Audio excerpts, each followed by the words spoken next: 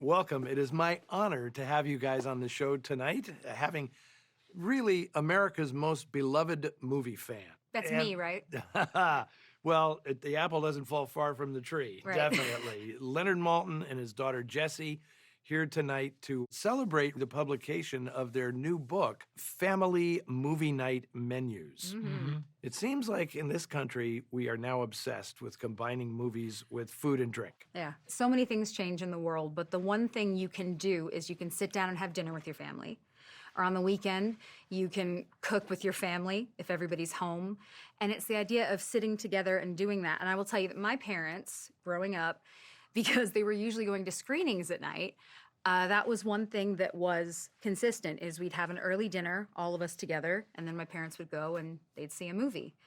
But you know. And then sometimes there were weekend screenings for families of family-friendly movies.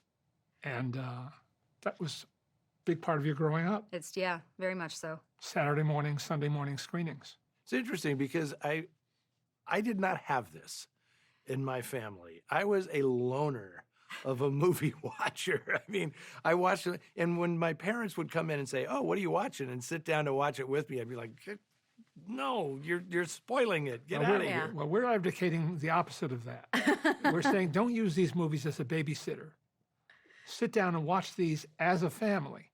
And sometimes there'll be topics in the movie or scenes in the movie that you'll want to discuss. You'll want to explain or contextualize. And that's okay. In fact, that's good. Yeah. Tell me about the book, how you chose the movies that are in the book. They're obviously family films. Was there an age range that you were thinking of when you were doing this? I knew I wanted to have Charlie Chaplin in the book.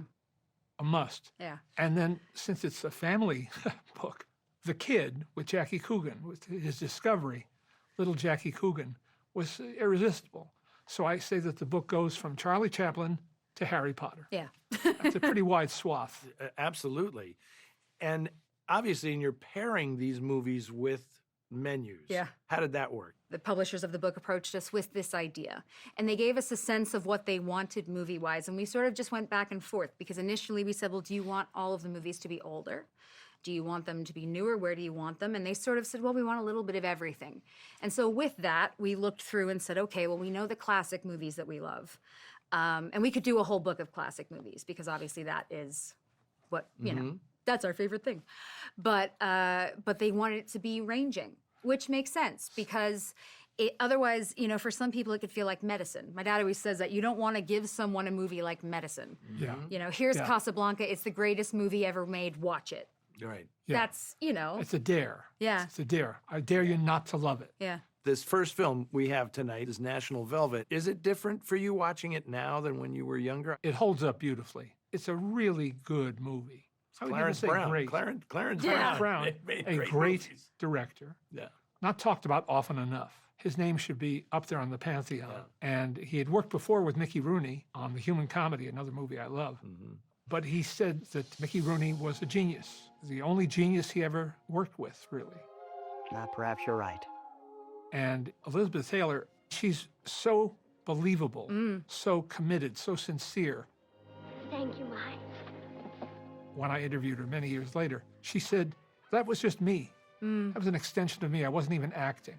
It's just a beautiful movie. It's funny, it's clever, and it doesn't age. Yeah. Okay, we're going to let people watch this film now. I guess. Okay, very good. Here it is from MGM in 1944, National Velvet.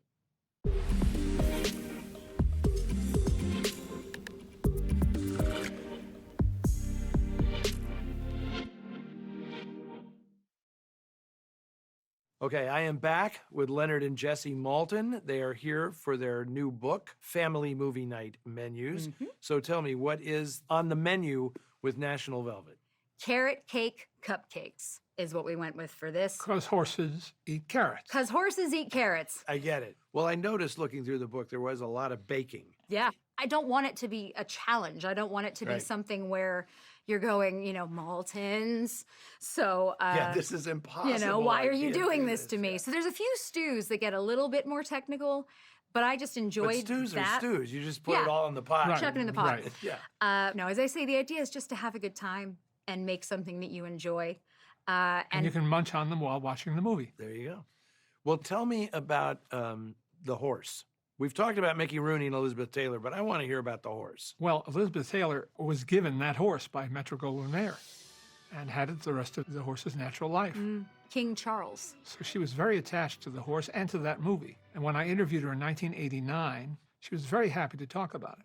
No hesitation. Yeah. And Donald Crisp, who had just won an Oscar a couple of years earlier as the patriarch in How Green Was My Valley, and who went on making movies till his death. He's in Pollyanna, 1960 with Haley Mills. I mean, that's a long career. But this is one of the most unusual father figures that he ever played because he has a sense of humor, He does, yeah. a very sly sense of humor, which he shares with his wife. Yeah.